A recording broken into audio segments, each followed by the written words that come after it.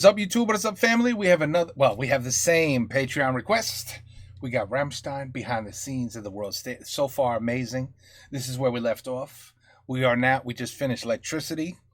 Now we're moving on to audio, where there are 400 speakers. 400 people, 400 speakers. Anyway, this is just fascinating so far. The what goes into preparing a Rammstein concert. It is just, it's nuts. It's crazy. This is an amazing video so far. I'm loving it. All right, anyway, let's check out Nick Payne. I like that last name. My name is Nick Payne. I like that. All right, anyway. For the audio company, including the 3 engineers, we've got 13 people in the audio department, and then a bunch of guys who put all the speakers up. We have 5 trucks for audio, and we're carrying just over 400 speakers in one shape, form or another. 5 trucks. That includes the speakers that are on the stage for the band. It is a large number of speakers for sure. The band were very enthusiastic about giving us what we needed to do the job properly, and there's a big expectation from them in terms of the result. Yeah. It is a big, loud, thumping rock show. No, it's not a pop show. Wir haben jetzt immer ein bisschen Unterbrechungen und Wartepausen. Zum Beispiel, bis diese großen Roundpots oben sind, muss alle das. You know what? I never even knew those were freaking speakers. I thought that was lighting. That was just lighting. Mal abgearbeitet sein und dann können wir davor das PA hochziehen. Ne?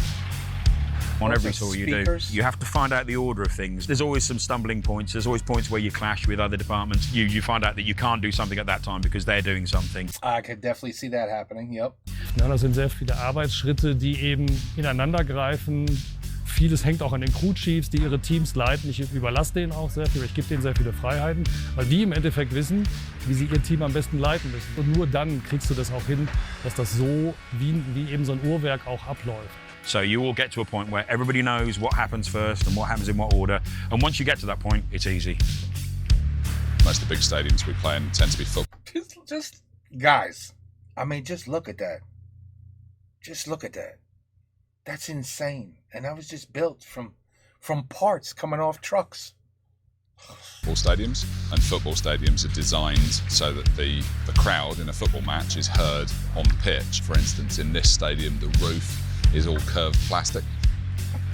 Die wesentliche Herausforderung ist eigentlich die Akustik des Orts. Das ist auf einem flachen Feld unkompliziert natürlich, da stört dann eher der Wind. In Stadien, da wird es dann akustisch wirklich kompliziert. Dafür haben wir eine Simulationssoftware. Da erstellt dann Nils, unser Systemingenieur, eine Simulation. Das ist das Konzept für Frankfurt. Das ist quasi, ich habe eine 3D-Zeichnung vom Stadion. Damit berechne ich die individuellen Winkel im PA hängen. So hat ja jede Box einen einzelnen Winkel zu einem anderen und gucke, wo die hinstrahlt. Da zeichne ich mir dann meine Linien ein und die zeigen mir, wo ungefähr im Stadion meine PA hinzeigen muss. Und das checke ich dann einmal gegen, wenn wir aufbauen. Dann bekommen meine Kollegen von mir so eine Liste, wo das alles draufsteht, die ganzen Parameter, die sie brauchen. We don't even think about how smart you have to be, how intelligent you have to be. Like, you need your degrees. You might have to go to school to do some of this shit. You know what I'm saying? You may have to go to school, is what I'm saying. Und dann wird es so gebaut.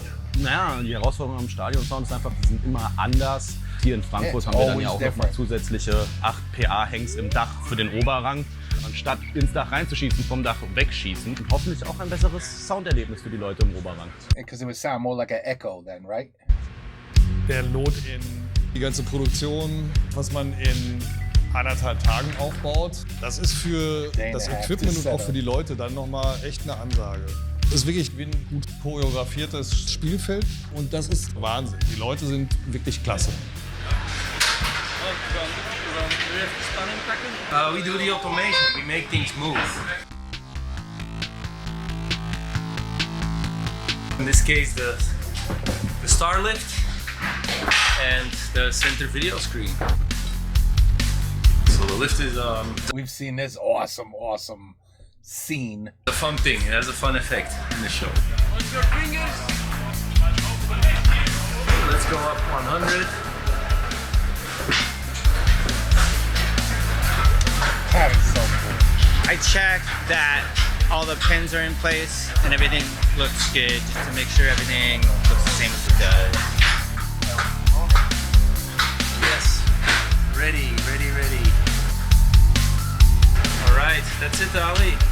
Friday. Time to eat. I'll be there in 5 minutes. No, we're catering this. Go out that way, up the stairs, it's on the first level. The most important thing of the day. Where's catering?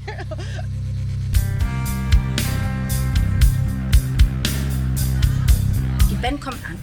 They even got a catering crew chief? You got it. Well, yeah, you don't see, this is the crap you don't think of. Like, oh yeah, that's right. They got to eat and drink too, right? You're thinking, all right, they have a little lunch bag with them, you know? Take a break and eat in the corner like a construction worker. No. We got a freaking catering crew chief. Wir brauchen Catering und du musst mitkommen. So ein Grundding planen wir schon immer vor, aber dann müssen wir halt gucken. Sausage, pretzels, right? We're gonna need sausage. We're gonna need pretzels. We're gonna need pork from the foot, from the foot, something like that. It's not pig's feet. It's that other thing you guys eat. This looks so damn delicious. Anyway.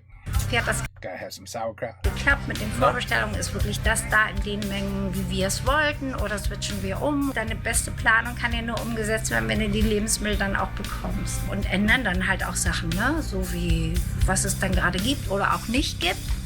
Das machen wir dann auf Zuruf. I can't believe this. This is crazy. Die wirklichen Künstler stehen da und da. Aber das bin nicht ich. Der Torwart ist auch immer nur so gut wie sein Team. Es sind meist 250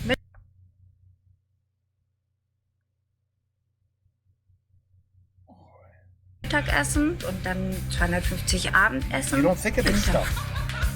Wir sind so das Wohnzimmer hier als Catering, wo möglichst auch immer so alles gleich angeordnet ist. Und wir haben ja überall den gleichen Stil, natürlich verschiedenen Farben und Größen. Und dann sagen die immer, es ist wie nach Hause kommen und so. Und das zu schaffen, wo die mal kurz durchpusten können, wo sie was zu essen bekommen. Und wenn es dann auch noch gut schmeckt, das ist dann schon schön.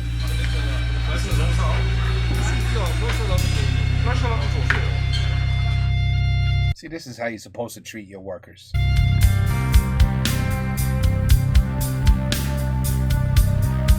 Beim Kernteam bei mir im Produktionsbüro sitzen ein Production Coordinator und eine Produktionsassistentin, dass man eben die Last nicht mehr nur auf seinen Schultern hat, so dass ich die Kapazität habe, um zu überwachen, um zu gucken, läuft das alles so, wie es sein muss.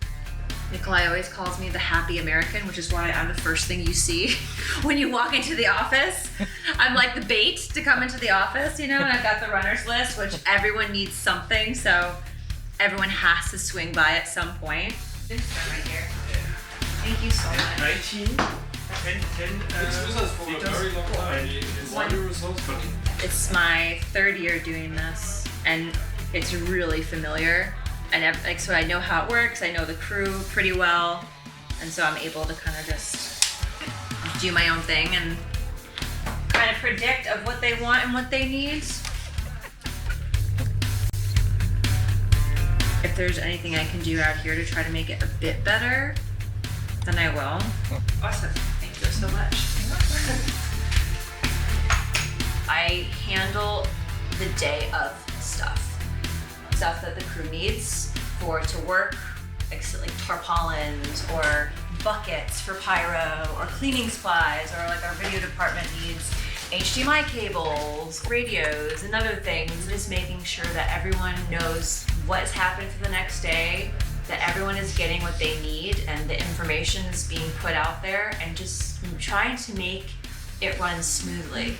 Are there any suitcases dropped here? He took it directly to your buses. Oh, to your bus, yeah, directly to the bus. Thank you. Yep. And Where are the buses, by the way? Oh man, let's go for a walk, Alex. Are you going there now? Do you want to go there now? Tour. I just think you have to be a certain type of person. It is definitely not for everybody.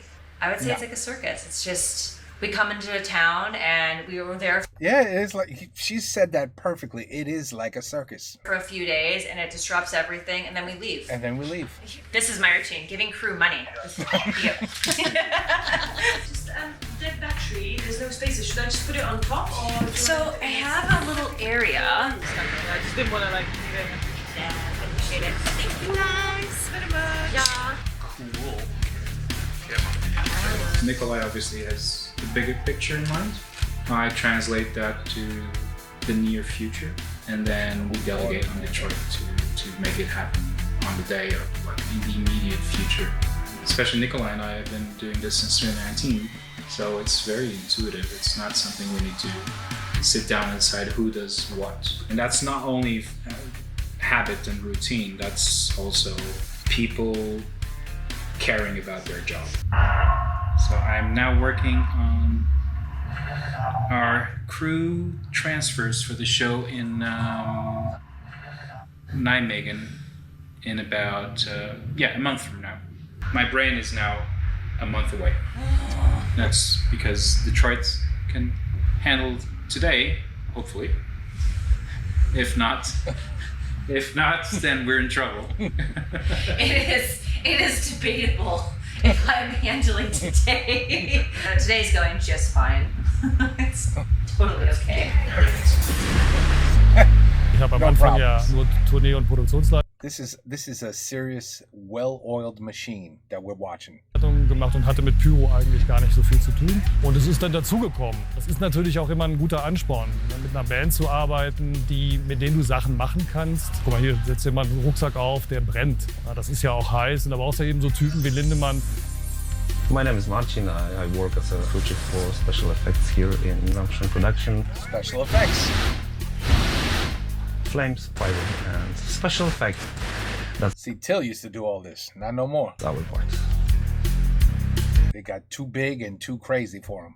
It's 12 of us in total. It doesn't happen that often that there's 12 pyrotechnicians on the tour.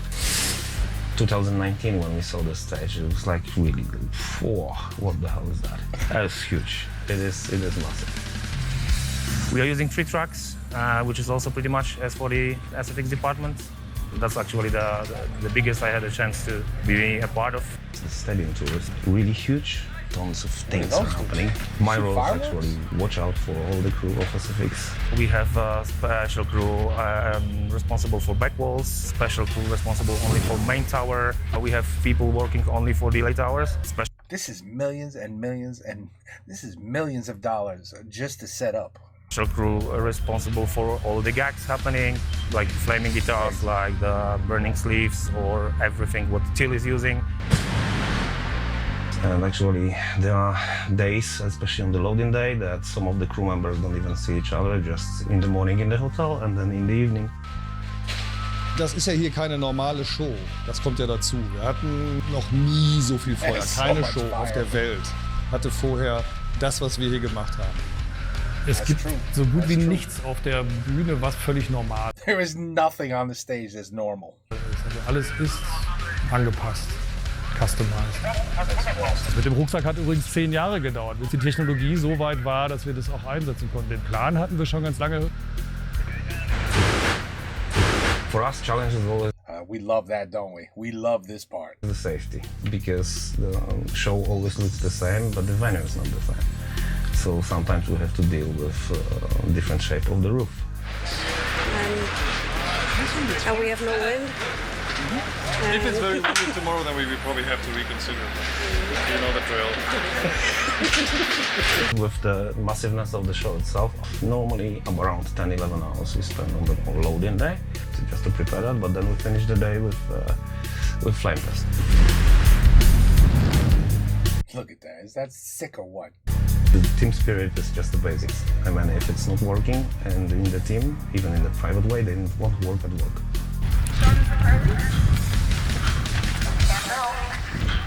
Where could I find you? Copy, I'm walking hard. Where can I find you? Because the area is so massive. On a loading day, now that it's settled down, I mean, obviously we've been going for 4 years, so we should know what we're doing now. In a place like this where it's fairly straightforward and fairly simple, we're normally done by about 4 o'clock in the afternoon. But then the programming guys, Farron and Mark, have to stay until it gets dark so they can focus.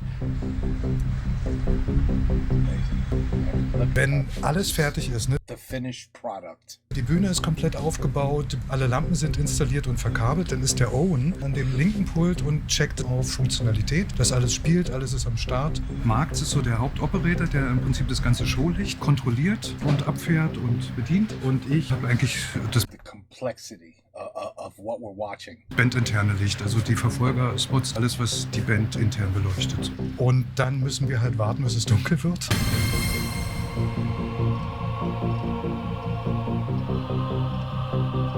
Was ich jetzt hier mache, die ganzen Bodenfluter hindrehen, dass die Dekoration, die PA und alles so entsprechend anleuchten. Also das ganze Gerüst, die ganze Bühne, alles wird ja komplett auseinandergenommen, verladen, wieder aufgebaut und dadurch stimmen natürlich die Positionen nicht so. Jede Lampe steht ja nicht auf einen Millimeter genauso, wie sie den Tag vorher stand. Heute habe ich gesehen, die ist bestimmt so, sagen wir mal so 7, 8 Zentimeter weiter hinten, als sie sonst normalerweise. Centimeters, yeah, I noticed that with my eyes. That looks a little, yeah, a couple centimeters different there. Und dann übernimmt Mark im Prinzip das System und macht dann kompletten Fokus für alle Lampen. Und da braucht man dann wirklich dann absolute Dunkelheit. Und dann sind wir hier alleine. Ich mache jetzt einfach ein Remote auf die Lichtkonsole und gucke mir jetzt halt einzelne Positionen durch, ob die alle gerade sind. Das sind die an der Seite, die sind eigentlich nur dafür da, den Turm zu beleuchten. Was sie auch ganz gut machen.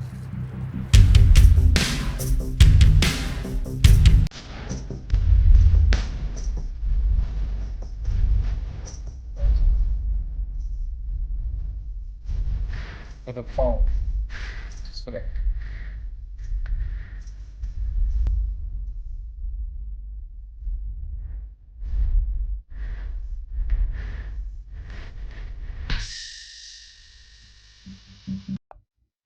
Perfect time to stop. There you go. Perfect time to stop. Oh my God, this is the crazy. I'm loving this video so far. I am learning so much. It's insane. I can't believe what goes on to create a Rammstein concert. It's just insane. Now, I do have a question. So, you got the band. So I guess this is a general question. You have different bands everywhere, right? We got musical bands by the hundreds of thousands worldwide. Each one has a label.